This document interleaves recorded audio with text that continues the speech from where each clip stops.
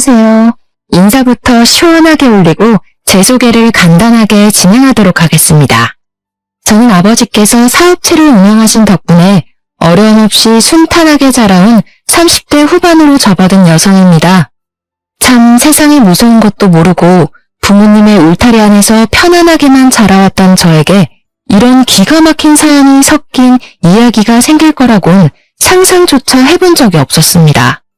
다른 분들의 이야기를 들으면서 재밌다, 와 끝내준다, 어떻게 이런 일이 생길 수 있지? 라고만 생각을 했었는데 그 일이 저에게도 생길 수 있는 일이더라고요. 정말 다시 한번 생각해도 지난 몇 년간의 기억을 싹 지우고 싶을 정도로 저에게 치가 떨리는 사건, 사고들, 그 모든 걸 견뎌낸 제가 대견스럽게 여겨질 정도랍니다. 저에게 참 가슴 아픈 일이기도 하고 두 번 다시는 일어나서는 안 되는 최악의 상황이라 정말 이렇게 글로 남기는 것이 잘하는 짓인지 헷갈릴 정도이긴 합니다. 하지만 가슴속에 응어리를 내버려 두면 큰 병이 된다는 소리를 듣고 저도 응어리를 던져버리고 새 출발을 하면 좋겠다는 마음이 들어 이곳을 찾아오게 되었습니다. 기쁨을 나누면 2배가 되고 슬픔을 나누면 반이 된다는 소리처럼 제 이야기를 여러분께 나눠드리고 조각내서 작게 만들어 털어내고 싶습니다. 그러니 저와 함께 제 이야기를 끝까지 들어주시고 제가 이 모든 악의 덩어리를 털어낼 수 있도록 용기를 주신다면 정말 감사할 것 같습니다. 처음 소개드렸던 것처럼 저희 아버지는 사업체를 운영 중이신데 저에게 운영 중이신 공장을 물려받았으면 좋겠다고 늘 말씀을 하셨지만 사실 저는 공장 일에는 익숙지 않은 사람이었습니다. 제가 일을 하고 있는 회사가 공장들과 밀접한 관계가 있긴 했는데 저희 아버지는 제가 혹시라도 무설수에 휘말리게 될까봐 저희 회사와는 거래를 하지 않고 계셨습니다. 근데 우리 회사 입장에서는 아버지의 공장이 큰 공장이다 보니까 거래를 트고 싶어 안달이 나 있는 상태였고요. 그러던 어느 날 회식 자리가 끝나고 집에 가기 위해 인사를 나누고 있는데 저희 아버지 공장 사람들도 근처에서 회식이 있었나 보더라고요. 그래서 제가 먼저 공장 이사님께 아는 척하는 거 비밀이라고 제가 아버지 딸인 거 알게 되면 회사에서 얼마나 귀찮게 할지 상상조차 되지 않는다 이야기를 하고 뒤를 딱 돌았습니다. 근데 저희 회사 팀장님이 제 뒤에 떡하니 서서 입을 벌린 채 저를 보고 계시는 게 아니겠습니까? 순간 등줄기에서 식은땀이 주룩 흐르더라고요. 저에게 지수씨 땡땡 공장 사장님 딸이야? 하고 물어보는데 팀장님께 제발 비밀로 해달라고 간곡하게 사정사정을 했습니다. 다음 날이 되어서 소문이 퍼다하게 나면 어떡하지 하고 끙끙 앓았는데 다행히 며칠의 시간이 흘렀음에도 아무런 문제가 없었고 저는 팀장님을 신뢰하게 되었습니다. 그러던 어느 날 팀장님께서 저를 호출하셨고 올 게 왔나 하고 고민을 했었는데 팀장님이 저에게 작은 꽃다발을 하나 주시는 게 아니겠습니까? 그동안 저에게 관심이 있었는데 제가 땡땡 공장 딸이라는 걸 알고 거리감이 느껴져 포기를 하려고 했다가 마음 정리가 안 돼서 고백을 하신다는 겁니다. 팀장님의 진솔한 고백에 저는 슬쩍 넘어가게 되었고 서로 조금씩 알아가는 시간을 가지자며 데이트를 하게 되었습니다. 그렇게 1번, 2번, 3번 만나다 보니 연인이 되었고 그 인연이 쭉 이어져 저희는 부부가 되었습니다. 짧다고 생각하면 짧을 수 있는 1년이라는 기간 동안 만났지만 이 사람과 부부가 된다는 것에 대한 후회는 전혀 없었습니다. 시댁에 인사를 드리러 갔을 때 시부모가 저를 쌍수를 들고 환영을 해주시는데 솔직히 몸둘 바를 모르겠을 정도로 우리 복덩이 하면서 저를 챙겨주셨습니다. 사실 제가 살짝 낯을 가리는 성격의 소유자였는데 시모가 저에게 복덩이 하니까 기분이 좋기는 했습니다. 하지만 뭔가 너무 오버를 하는 것 같아서 부담스러웠어요. 밥을 먹을 때도 뭘 먹나 계속 옆에서 지켜보고 옷을 쭉 훑어보시면서 이건 어디 브랜드냐, 어디서 샀냐, 백화점에서 샀냐, 얼마 주고 샀냐. 부담감을 넘어서서 진짜 그 자리에서 사라질 수 있다면 사라지고 싶다는 생각이 들 정도였습니다. 시모가 너무 적극적이라 어떻게 대해야 할지 모르겠더라고요. 시댁과의 식사 자리가 끝나고 남편이 조용히 저에게 물어보더라고요. 혹시 자기네 집이 좀 부담스러웠냐고요. 제가 너무 어색해 보였대요.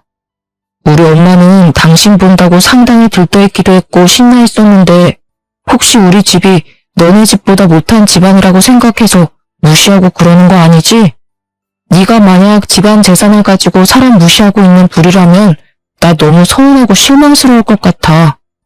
저는 그냥 성격상 시모의 외향적인 모습이 부담스러웠던 것인데 자꾸 자기 집을 무시하는 것 같다고 저를 몰아세우니까 저도 억울하더라고요. 그런 거 당연히 아니에요. 제가 당신을 무시할 것 같았으면 왜 결혼을 하겠다고 대답을 했겠어요? 그래도 영 기분이 언짢네. 그리고 왜 이렇게 예민하게 대답을 하고 그래? 나는 그냥 당신이 우리 엄마한테 살갑게 굴었으면 좋겠다고 생각하는 거지. 아니, 제가 뭐 딱 한 번 세게 따져 물었다고 바로 예민하다고 말하는 게 참 어이가 없었죠, 뭐. 시모의 외향적인 성격 말고도 시댁에는 또 하나의 문제가 있었는데 남편에게 여동생이 하나 있었는데 할 줄 아는 것이 하나 없는 백수였습니다. 그런데 여동생에게 오래 만난 남자친구가 있었더라고요. 빨리 결혼하고 싶다고 노래를 부르고 있었는데 시댁에서는 경사에도 순서가 있다고 시모의 결혼을 미뤘던 것이었습니다. 그날 시댁에서 인사를 드리고 나오는데 시모가 저를 따라 나오더니 제 손을 꼭 잡고 이런 소리를 하더라고요. 언니 덕분에 저도 8년 만난 남자친구랑 결혼할 수 있게 됐어요. 정말 고마워요. 제가 앞으로 우리 엄마가 시집 노릇하려고 하면 다 막아줄게요. 진짜 잘 지내보고 싶어요, 언니. 저만 믿고 따라오세요. 아셨죠? 그러면서 자기는 요즘 시대의 여성이니까 시무짓도 안 할 거고 언니랑 친하게 지낼 거라고 말을 하는데 저는 솔직히 그런 신호도 조금 부담스러웠습니다. 아무튼 그 이후에 남편이랑 저랑 결혼 준비에 돌입을 하게 되었는데 양가가 처음 만나는 상견례 자리에서 시부가 그런 소리를 하더라고요. 사돈어른이 사업을 하시니까 손님도 대부분 사돈어른 손님이 아닐까 싶은데 저희는 사회생활을 한 게 아주 오래전 일이라 올 손님이 별로 없습니다. 하객수 차이도 많이 날 것 같은데 결혼식 비용을 반반 지불한다는 것이 조금 부당하다는 생각이 듭니다만 저는 그 이야기를 듣고 헛기침을 속으로 삼켜야 했습니다. 아니, 올 손님 없다는 게 자랑도 아니지만 그걸 대놓고 말을 하는 것도 좀 어이가 없었거든요. 제가 겉으로 티를 내지는 못하니 저희 부모님의 안색을 조금 살폈는데 아버지께서도 한심하다는 듯한 표정을 순간 지으셨습니다. 물론 사업을 하시는 분이니 표정을 빠르게 갈무리하긴 했지만 뒤이어 나오는 시부의 말에 아버지께서 얼마나 황당한 기분을 느끼셨는지 알 수가 있었습니다. 결혼식 비용을 지불하고 싶지 않다는 듯 말을 하는 시부에게 살짝 비아냥이 섞인 말투로 대꾸를 하셨거든요. 그럼 사돈댁 측에서 참석하실 손님분들은 친척들을 포함한 가족밖에 없다는 말씀이신가요? 예. 저희가 사회생활을 진작에 그만둬서 그러니 결혼식 비용 정도는 사돈어른이 통 크게 내시는 게 어떻겠습니까? 사실 저희 아버지께서 공장 사업을 꽤 크게 하시고 거래처도 많으시니까 아버지 측 손님분들이 많긴 많았거든요. 시댁에서는 기대감이 가득 찬 얼굴로 아버지의 입만 바라보고 있고 하니 어이가 없으셨겠지만 좋은 게 좋은 거다 하시며 넘어가려고 했습니다. 아버지께서는 시댁의 입장을 잘 알겠다고 식장 비용은 우리 측에서 다 지불할 테니 애들을 위해서 신혼여행비는 시댁에서 내주셨으면 좋겠다고 딜을 하셨습니다. 아버지께서도 적선만 할 수는 없으니까 하나를 주고 하나를 가져오겠다 생각을 하신 거겠죠. 그런데 진짜 어이가 없게 그 자리에서 갑자기 시모가 이러는 게 아니겠습니까? 요즘 신혼여행지로 뜨고 있는 게 제주도라고 하던데 유럽인이 미국인이 다녀온 애들이 그러는데 비행기 오래 타서 힘들기만 한다더라. 순간 제주도라는 말이 나오자 제가 다 벙찌게 되었죠. 제주도 신혼여행지는 저희 부모님 세대에 다니던 곳 아니었나요? 제가 당황해서 물만 벌컥벌컥 마시니 저희 부모님도 작게 한숨을 쉬셨지만 시댁은 눈치가 없는지 자기들끼리 하하호호 웃으면서 다른 이야기로 넘어가더라고요.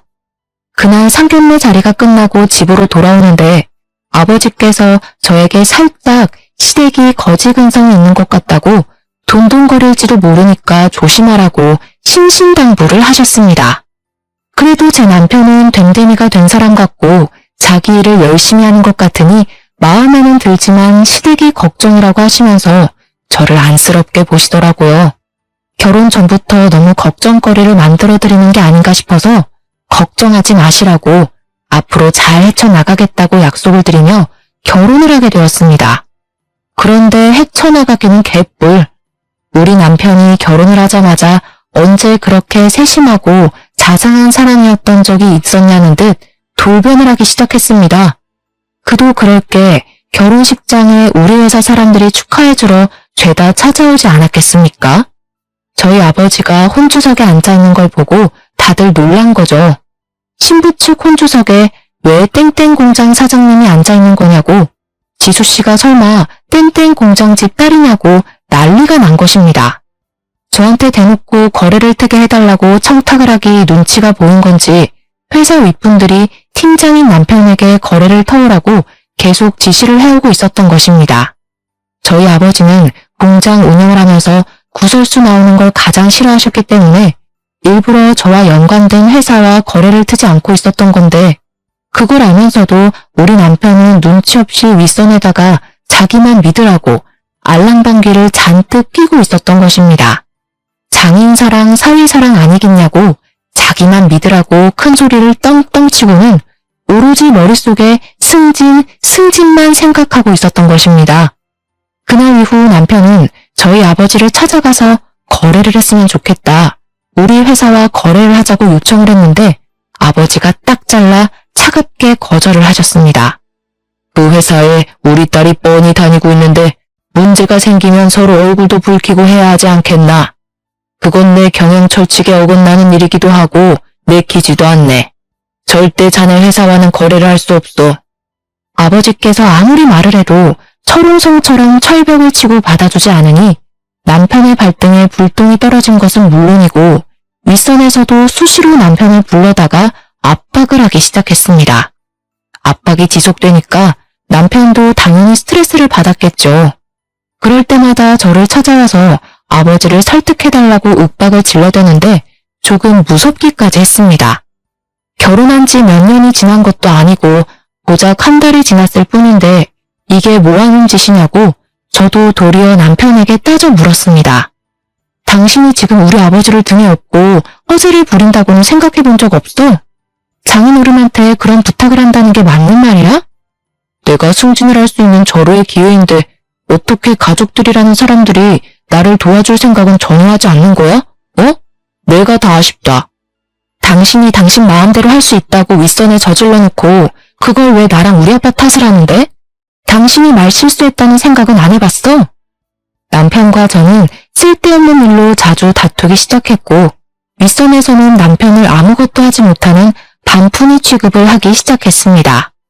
호언장담을 하더니 아무것도 해내지 못한 남편에게 대놓고 실망을 했다고 말하는 윗선의 압박과 눈치를 남편은 제대로 견디지 못하기 시작했습니다. 실패자가 된 기분에 휩싸이게 되었다면서 회사에서 일을 처리하다가 잦은 실수를 하게 되었고 저는 그런 남편을 애써 위로해 주었지만 남편은 오히려 그 모든 걸 제 탓을 하더라고요. 저에게 너무너무 서운하다고 하면서 제가 제대로 말 한마디 해줬으면 의기양양하게 회사를 다닐 수 있었을 거라고 말입니다. 결국 남편은 이것도 저것도 아닌 채로 지내다가 등살에 이기지 못하고 사직서를 제출해야겠다면서 저에게 일을 그만두고 싶다고 말을 했습니다. 저는 아무 소리도 하지 않고 그런 남편의 말을 무시했는데 남편은 뒤이어 아주 경악할 만한 이야기를 하더라고요. 나도 갑질을 좀 하고 싶은데 장인어른 회사에 취직해서 갑질 좀 하면 안 되나? 그게 무슨 말도 안 되는 소리야? 다른 이유도 아니고 갑질을 하고 싶어서 우리 아빠 회사에 취직을 하겠다는 거야? 남편의 생각은 정말 초등학생보다 못했습니다. 우리 회사에서 거래를 하고 싶으니까 자꾸 저희 아버지 공장에 찾아와서 선물을 돌리고 사바사바를 하곤 했었거든요. 자기가 우리 회사보다 위에 있는 사람이 되어서 윗선의 코를 콱 눌러주고 싶다는 이유로 아버지의 공장에서 일을 하고 싶다는 것이었습니다. 그 선물들도 자기가 다 챙길 수 있는 거 아니냐면서 진짜 딱 한 번만 그런 삶을 살아보고 싶다고 은근하게 저에게 부탁을 해오더라고요. 당연히 저는 한 귀로 듣고 한 귀로 흘리면서 남편의 말을 들어주지 않았습니다. 하지만 남편은 포기하지 않고 끈질기게 저에게 따라 붙으면서 이야기를 해왔습니다. 내가 장인어른 공장에 들어가면 장인어른도 얼마나 든든하고 좋겠어? 사위가 공장도 물려받고 하면 가족 승계도 되고 좋잖아. 그러더니 저희 아버지를 찾아가서 나름의 설득을 했더라고요.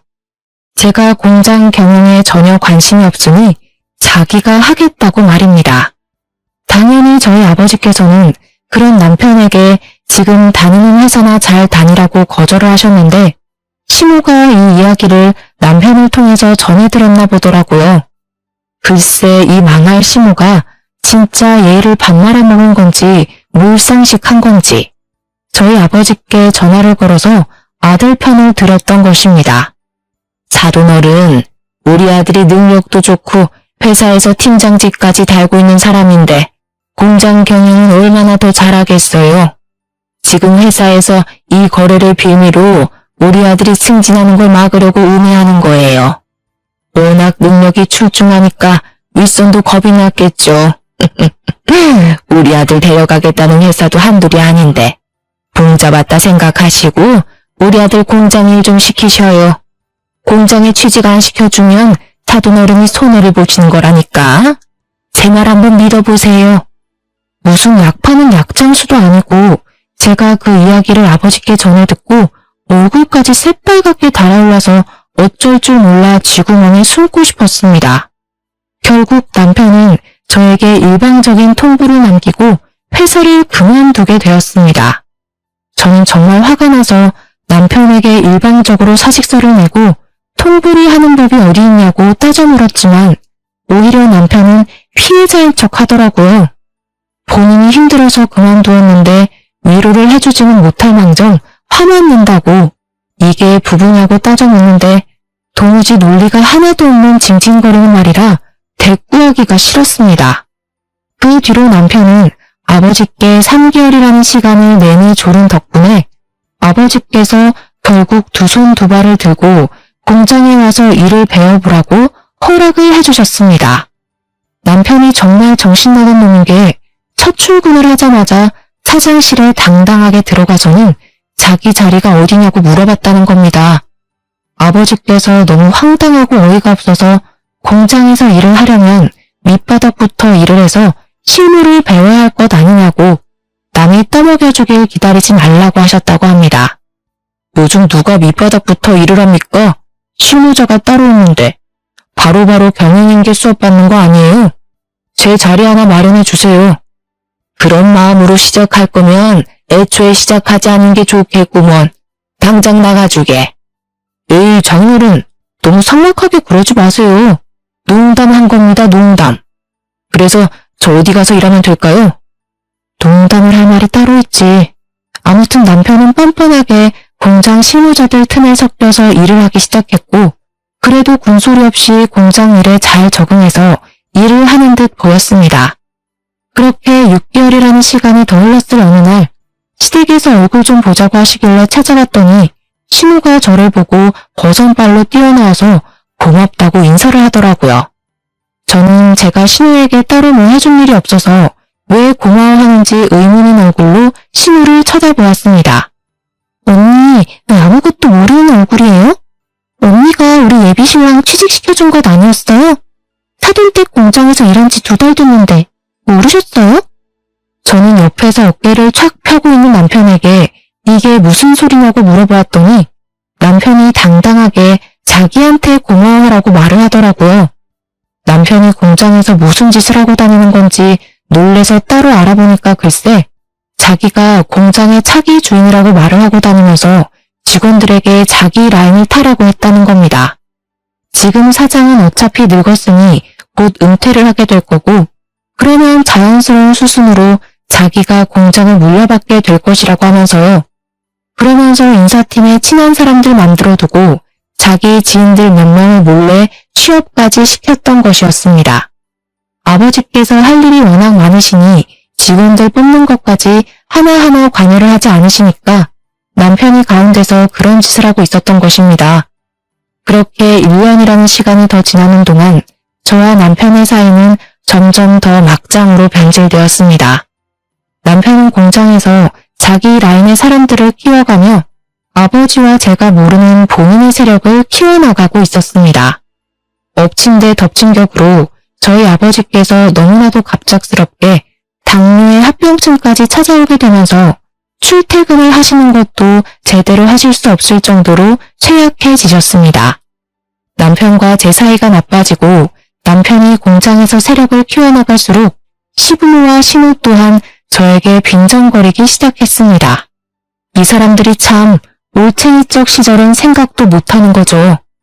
너는 앞으로 시댁에 더 잘하도록 해라. 우리 아들이 너네 아버지 뒤를 이을 건데 너도 이제 회사 그만두고 내조를 하는 게 어떻겠니? 저도 지금 제일 잘하고 있는 중이에요. 다음 달에 승진을 할 것 같기도 하고요. 승진을 하면 뭐하니? 우리 아들이 곧 공장장이 될 건데. 그러면 넌 그냥 옆에서 예쁜 인형처럼 조신하게 굴기만 해도 돈이 굴러 들어올 것 아니야. 어머님, 그게 무슨 말씀이세요? 저도 저 나름대로의 직업의식을 가지고 일을 하고 있다고요. 그래봐야 푼돈이면서. 너 얼마 전에 우리 딸 결혼 선물로 고작 화장품 몇 개 사줬다며? 우리 사위가 공장에서 일을 하고 있으니까 선물로 전모자리 하나 주라고 해라. 사돈 어른 돌아가시고 나면 어차피 물갈이도 싹 될 텐데 가족끼리 한 자리씩 차지하면 서로 좋지 않겠니? 전모자리는 연봉이 억 단위겠지? 너무 좋겠다. 언니 결혼 선물 이야기가 나와서 말인데 나 외제차 한 대 사주면 안 될까?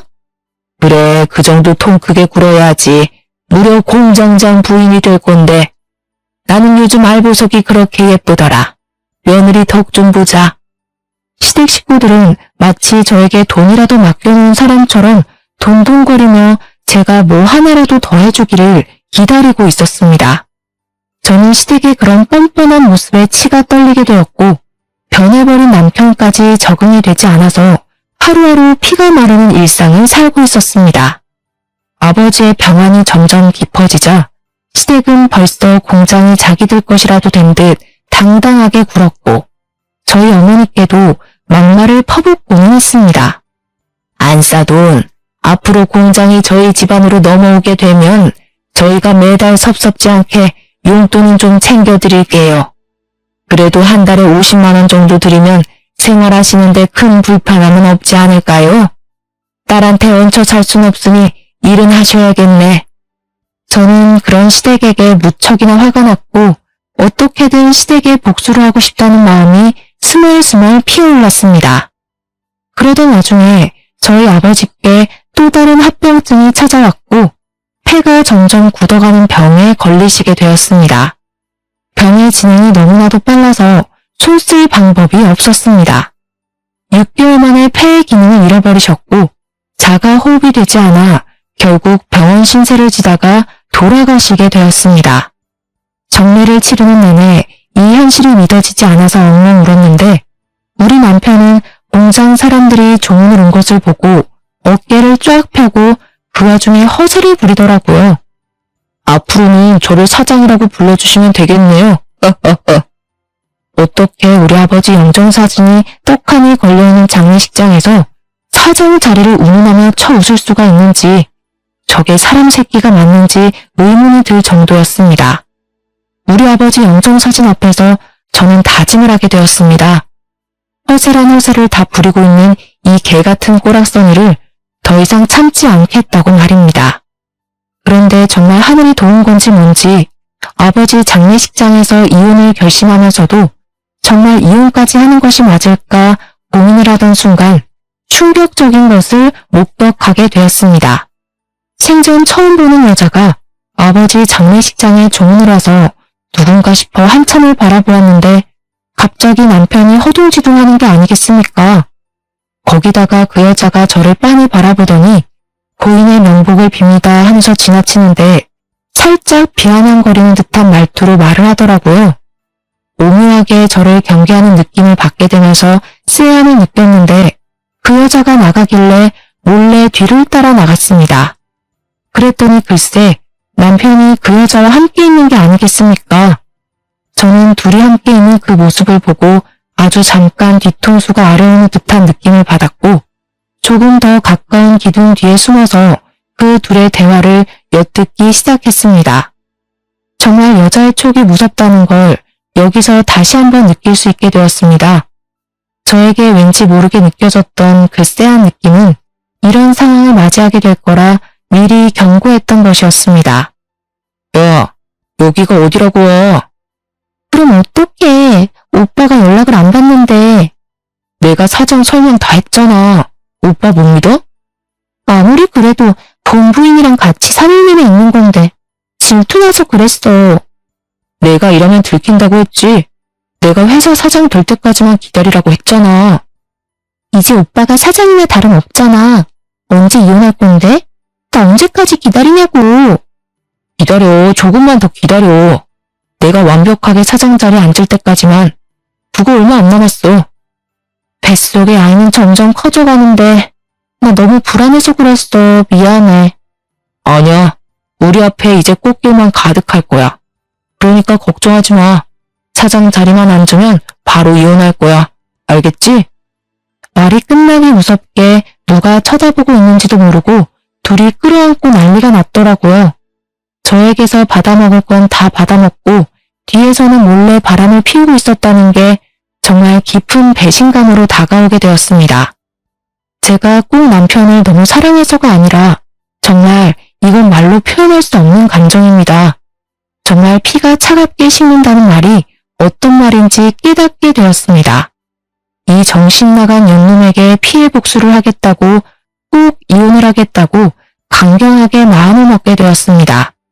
장례가 모두 끝난 이후 시댁 식구들에게 억지 가면을 쓰고 와주셔서 감사하니 밥이라도 먹자고 불러내게 되었고 그 자리에 남편의 내연녀에게도 연락을 따로 해서 불러내었습니다. 남편이 자는 사이에 남편의 휴대폰에서 내연녀의 번호와 그 둘이 나눈 통화 내용 문자를 이미 확보한 이유였기에 준비는 다 끝낸 상태였습니다. 같이 찍은 사진까지 갤러리에 고스란히 남겨두었더라고요. 무슨 배짱인 건지 그 사진까지 대문짝만하게 프린트를 해서 갔습니다. 그리고 아주 조용하게 비싼 레스토랑에 시댁 식구들을 전부 불러놓아놓고 이야기를 했습니다. 이 비싼 식사가 마지막 식사가 될 수도 있겠네요. 저 이 사람이랑 이혼하려고요. 제가 이혼 이야기를 꺼내자 시부모의 신우 시매부까지 전부 눈을 동그랗게 뜨고 저를 바라보는데 남편 입꼬리가 실룩실룩 움직이더라고요. 그러더니 마치 저를 생각해주는 척 말을 꺼내는 게 아니겠습니까? 당신 나랑 이혼을 하겠다고? 갑자기? 공장 주인이 이제 나로 바뀔 텐데 이렇게 물러나면 당신은 뭐 먹고 살게? 설마 그 회사 다니면서 먹고 살만하다 생각하는 거야? 나야 고맙지. 그래 잘됐다. 안 그래도 바깥이라는 며느리 좀 별로였어. 애나 키우면서 집에서 남편 내조를 할 줄 알아야지. 우리 아들이 공장 주인이 될 텐데 너 진짜 괜찮겠니? 나중에 이혼 못한다 돈 내놔라 딴소리하기 없기야. 저는 아무 말도 하지 않고 제 앞에 놓인 음식을 노려보다가 저 멀리서 걸어오고 있는 남편의 내연녀를 크게 불렀습니다. 내연녀는 제가 왜 보자고 했는지 전혀 모르는 상태에서 불안한 마음을 가지고 걸어오다가 남편은 물론이고 시댁 식구들까지 전부 자리에 있는 걸 보고 흠칫 놀라더라고요. 멈춰서서 저를 바라만 보고 있길래 제가 직접 내연녀가 있는 그곳까지 걸어서 그녀의 팔을 잡고 시댁 식구들이 있는 테이블로 걸어 들어왔습니다. 남편은 제가 내연녀의 존재를 알고 있었다는 사실을 전혀 모르고 있었기 때문에 동공에 지진이 난 상태로 저를 바라보고 있었습니다. 당연히 이혼을 하겠다고 말을 한 와중에 내연녀가 있다는 사실을 들켰으니 자기가 불리하게 이혼을 당할지도 모른다는 생각이 강하게 들었겠죠. 누나를 이리저리 흔들며 대가리를 이리저리 굴리는 소리가 제 귀에까지 들리는 것 같은 착각이 들었습니다. 시댁 식구들은 당연히 아무도 몰랐었는지 이건 또 누구야? 이게 무슨 상황이야? 하는 눈빛으로 저를 바라보길래 저는 웃으면서 친절하게 설명해 드렸습니다.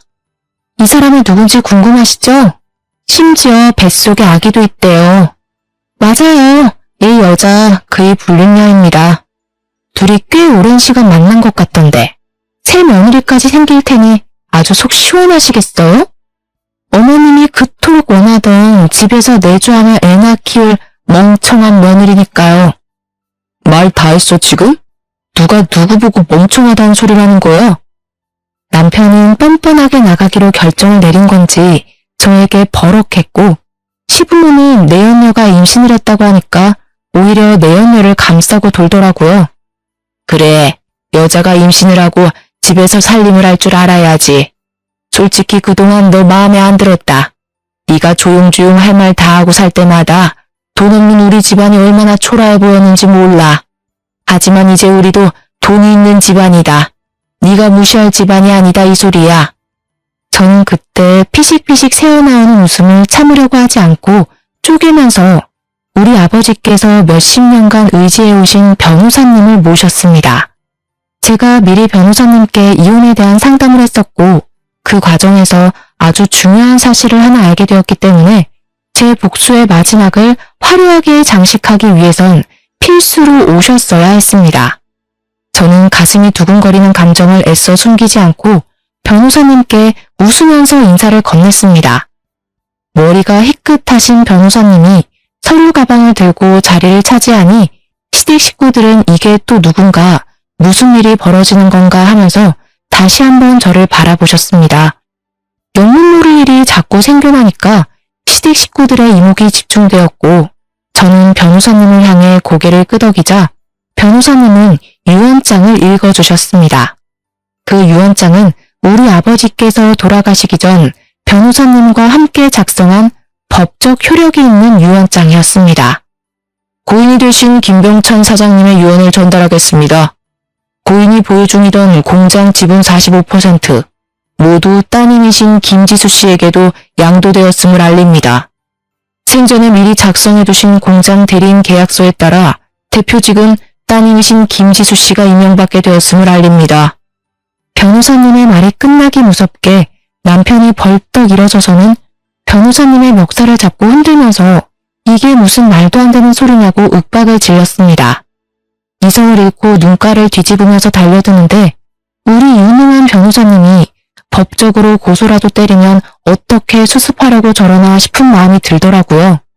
남편이 너무 제가 원했던 대로 반응을 해주니까 저는 오히려 신이 나서 어쩔 줄 모르겠더라고요. 이게 무슨 말도 안 되는 소리야. 내가 다른 사람도 아니고 내가 밑바닥부터 쭉 경영 수업을 받았는데 왜 아무것도 모르는 저 여자가 그 자리에 앉아? 고인이 되신 김병찬 사장님께서 공증까지 받으신 유언장이기 때문에 법적 효력이 있습니다. 참나 어이가 없네. 나도 아직 김병찬 사장의 사위야 사위. 나에게도 당연히 그 자리에 앉을 충분한 명분이 있는 사람이다 이거야. 그리고 내가 공장에서 일을 한 지가 벌써 몇 년인데 능력도 당연히 되는 거 아니겠어? 당장 이사회를 소집해서 투표를 하자고. 이사들은 다 내 편을 들어줄 거야. 저기 저 아무것도 모르는 여자가 사장 자리에 앉으면 공장 사람들 다 거리에 나앉을 거라고. 저는 변호사님의 멱살을 잡고 뒤흔들며 소리치는 남편의 손을 정말 있는 힘껏 때렸습니다. 남편은 순간 전해진 통증에 놀라서 멱살을 잡고 있던 손을 놓치게 되었습니다. 야, 너는 돌대가리니? 당연히 구멍가게도 아니고 직원을 수십 명이나 데리고 있는 회사에서 사장 자리에 앉겠다고 하면 누구나 앉을 수 있는 건 줄 알았어? 지분이라는 것도 모르면서 무슨 사장을 하겠다는 거야? 장인이 나한테 지분 준다고 했다고. 나한테 사장 자리에 앉으려면 열심히 일하라고 했다니까? 그래서 어떡하니? 아빠는 나한테 다 주고 가셨는데. 그거 몰랐지? 네가 공장에서 네 지인들 취직시켜줄 때 이미 아빠는 나한테 다 양도할 생각을 하셨다더라. 그러니까 너는 한마디로 그동안 헛짓거리 했다는 거야. 그 와중에 돈 있는 척 허세 떨면서 불륜까지 저질렀으니 이혼 소송에서도 나한테 유리하겠네? 숨길 생각도 없었던 것 같더라. 휴대폰에 떡하니 같이 찍은 사진을 해둔 거 보면 말이야. 너네 둘이 재혼을 하든 말든 그건 나랑 상관없는데 사장 자리에 앉는 건 말이 안 되지. 우리 아빠가 평생 일군 직장인데. 신우는 쏟아지는 정보들에 사태 파악이 제대로 되지 않은 것인지 저를 향해 물었습니다. 아니 그럼 우리 아들은 사장 자리 못 앉는단 말이냐? 왜? 우리 아들이 공장에서 오래 일을 했는데. 아줌마 우리 공장에 지분 있어요? 투자금은? 주식이라도 있어? 아무것도 없잖아. 근데 아줌마 아들이 어떻게 사장이 돼? 아줌마 아들도 가진 거 하나 없는 빈털털인데. 거기다가 이제는 직장도 잃게 생겼으니까 새 직장 알아봐야 할걸? 물론 그쪽도 마찬가지고. 마지막 말을 할 때는 신우 쪽을 바라보면서 말을 했습니다. 그랬더니 신우 얼굴이 싹 돌변을 해서는 저에게 갑자기 살갑게 웃으면서 언니 무슨 말이 그래 하며 팔짱을 끼려고 하는 게 아니겠습니까? 스멀스멀 다가오는데 마치 뱀이 기어오는 것 같아서 저는 두 팔을 들고 신우에게 다가올 생각하지 말라고 했더니 신우가 그대로 멈춰서 이야기를 하더라고요. 우리 남편은 성실하게 일했는데 일 잘하는 사람까지 싸잡아서 이쪽 라인 저쪽 라인 하면서 갈라치기 하고 자를 필요 없잖아. 손에 번쩍이는 다이아 반지에 명품백까지 들고 와서 저에게 벌벌 기어대니 우습더라고요. 저희 변호사님은 아직 할 말이 끝나지 않았다면서 다시 옥매무새를 정리하고 말씀을 이어나가셨습니다. 이어서 김지수 씨 소송 대리인으로서 이야기하겠습니다. 불륜으로 인한 유책 배우자가 되셨기 때문에 이혼 소송 진행 시 위자료와 재산 분할 신청이 들어갈 겁니다. 더불어 내연녀분께서도 상간녀 소송이 진행될 예정입니다. 그리고 공장에서 재직 중이신 두 분께 한 가지 더 소송이 진행될 예정입니다. 김지수 씨의 남편분인 이철영님과 신우부 되시는 장성희님께 횡령 및 배임 소송이 진행될 예정입니다. 작년부터 시작해서 거래처분들께 뒷돈을 받고 회사 공금을 몰래 횡령하여 사치를 부린 정황, 법인카드를 마음대로 사용하신 정황이 모두 포착되었습니다. 이 부분은 회사 차원에서 소송이 들어갈 예정이니 참고하시기 바랍니다. 그러자 시댁 식구들의 얼굴이 정말 눈에 띄게 사색이 되더니 부들부들 떨기 시작했습니다. 제가 그동안 공장에 관심이 없어서 전혀 몰랐는데 이 인간들이 횡령을 한두 푼한 것이 아니더라고요. 아버지께서는 돌아가시기 직전까지도 그 증거를 차곡차곡 모아두셨습니다. 혹시라도 제가 정말 바보 같게 남편에게 공장장의 자리를 넘길까봐 걱정이 되어서 저를 위해 끝까지 준비를 해주셨던 것이었습니다. 물론 한 번에 제가 터뜨려야 혹시라도 공장을 물려받을 상황이 있어서 남편 쪽 라인을 탄 사람들의 자금이 나오지 않게 하기 위한 준비이기도 했었습니다. 남편 쪽 라인을 탄 사람들은 당연히 저를 마음에 들어 하지 않아 하고 몰아내려고 할 것이 분명했으니까요. 그만큼 저희 아버지께서는 저를 사랑하셨고 본인이 평생 일궈놓은 공장을 소중하게 생각했다는 증거이기도 했습니다. 저는 아버지의 뜻을 받아들여 이 공장을 운영해보기로 결심을 하게 되었습니다. 그 말이 끝나기 무섭게 신우가 저에게 삿대질을 하면서 말을 하더라고요. 이건 전부 잘못된 일이야. 어떻게 가족끼리 이런 무서운 짓을 꾸미고 그럴 수 있니? 소름 돋는다 정말. 아니 가족은 무슨 개뿔 가족이야. 저기 저 불륜 저지른 년 데리고 사시겠다면서요. 내조할 여자라고 완벽하다며 나한테 왜 가족 타령이세요. 그리고 저는 남편을 바라보고 웃으면서 마지막 인사를 건넸습니다. 아, 밥 잘 먹었어. 이런 거지 같은 꼴 다 보게 된 내 처지가 불쌍하지 않니? 그러니까 밥값은 네가 내. 그 뒤로 저는 변호사님과 함께 그 자리를 떠나왔고 바로 이혼 소송에 상간녀 소송을 진행하게 되었습니다. 재산 분할 같은 경우에도 다행히 상속 재산은 분할 대상에 포함되지 않아서 제가 남편에게 더 뜯어낼 수 있게 되었습니다. 끝까지 억울하다면서 저에게 이혼을 못 해주겠다며 남편은 강짜를 부렸지만 유책 배우자가 그쪽인데 어떻게 이혼을 해주지 않을 수가 있겠습니까? 법원도 당연히 뻔뻔한 시댁에게 어이가 없다는 듯 저의 편을 들어주었습니다. 횡령 사건 같은 경우도 마찬가지였습니다. 야금야금 해먹은 돈이 오죽 많고 증거가 명확한 덕분에 남편과 시매부는 나란히 쇠고랑을 차게 되었습니다. 당연히 신우고 배가 슬슬 나오기 시작한 내연녀고 시모고 저를 찾아와서 합의를 해달라고 어떻게든 막노동해서라도 갚겠다고 울고불고 사정을 하더라고요. 범죄 기록에 빨간 줄이 그어지게 되었으니 앞으로 어느 회사도 취직을 해서 일하기 어려워질 것이 분명하지 않겠습니까? 그러니 합의라도 해야 한다고 생각을 했는지 돈 갚겠다는 말만 주야장천 하더라고요. 진심이 느껴지지 않았습니다. 그래요? 내일까지 돈 해올 수 있어? 장기라도 팔아서 준비해 올래? 아니면 나도 못 기다려줄 것 같은데. 내가 왜 당신들 편의를 봐줘야 하지? 당신은 동정심도 없어? 내 뱃속에 아이가 들어있다고. 어머머, 불륜의 씨앗이 들어있다는 거 잘 알겠어. 근데 내 새끼는 아니잖아. 내가 동정해야 할 이유도 당연히 없고 이만들 꺼지세요. 경찰에 신고하기 전에. 결국 합의는 이루어지지 않았고 남편과 시매부는 교도소에 수감이 되게 되었습니다. 저를 몇 번이고 찾아와서 잘못했다고 빌었다가 사람이 매정하다고 화를 냈다가 반복하던 시댁 식구들을 처치하기 위해 결국 접근 금지 명령을 받게 했습니다. 끝까지 뻔뻔한 얼굴을 들이미는데 치가 떨리더라고요. 그 이후에 저는 우리 변호사님과 계속해서 사건의 승소를 이끌어 갔습니다. 덕분에 변호사님과 얼굴도 자주 보고 대화도 자주 하다 알게 된 사실인데 변호사님에게 제 또래의 아들이 있다는 사실을 알게 되었습니다. 이혼 소송에 횡령 사건까지 마무리하니까 2년이라는 시간이 후다닥 넘어갔는데 그 시간 동안 변호사님 아들도 몇 번 만나게 되었습니다.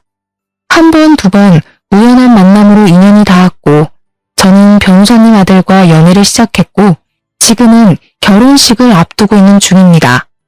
똥차 가고 벤츠 온다고 하지 않겠습니까? 무능력한 인간이랑 살다가 정말 능력 있는 사람 만나니까 세상이 다르게 보이더라고요.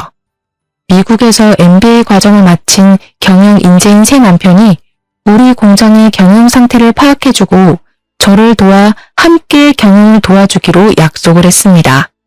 제가 아무것도 모르는 상태로 뛰어들었기 때문에 전문가의 도움이 필요했는데 마침 새 남편의 전공이 그 분야이니 찰떡궁합이지 않겠습니까? 시댁은 저에게 줄 위자료의 횡령 사건 배상까지 전부 갚아내느라 집도 팔고 차도 팔고 가진 집안 살림까지 전부 다 팔았다고 하더군요. 그런데도 돈이 부족해서 유예 기간을 달라고 공장에 사정사정을 해왔습니다. 저는 법대로 하겠다고 돌려보냈습니다. 드디어 결혼식을 2달 앞두고 있습니다. 제가 이혼녀라서 솔직히 예비시댁에서 저를 반가워하지 않을 수도 있다고 생각을 하긴 했는데 그 걱정은 기우였습니다. 예비 신부인 변호사님은 저를 반대할 이유가 전혀 없다고 하셨고 예비 신부 또한 저에게 고생 많았다며 앞으로 따뜻한 집이 되어주시겠다고 하셨습니다. 사람의 과거는 중요하지 않다. 그 과거가 생긴 것도 제 탓이 아니라고 넓은 마음으로 저를 감싸주셨습니다. 저도 모르게 그 자리에서 눈물을 조금 흘렸는데 그 모습조차 진정성 있게 느껴졌다며 저에게 한 가족이 되어 너무 좋다고 환하게 맞이해 주셨습니다. 참 고생 끝에 낙이 온다고 저에게 이런 대단하고 넓은 가슴을 가진 시댁이 생길 줄은 꿈에도 몰랐습니다. 저는 새로운 예비시댁과 성향이 잘 맞고 서로를 세심하게 잘 챙기며 앞으로 분위기 좋게 평생을 함께 하겠다고 다짐하게 되었습니다. 진정한 짝을 만난 기분이라 행복하다고나 할까요? 염치 없는 격이 맞지 않은 예전 시댁을 생각하면 아직도 토악질이 나올 것 같습니다. 하지만 앞으로는 정말 새 남편과 함께 아이도 낳고 오순도순 공장 운영도 하며 잘 지내보려고 합니다. 여러분들도 저처럼 행복이 가득하시고 또 저의 행복을 응원해 주시면 감사하겠습니다. 저의 긴 사연을 들어주셔서 다시 한번 감사드립니다.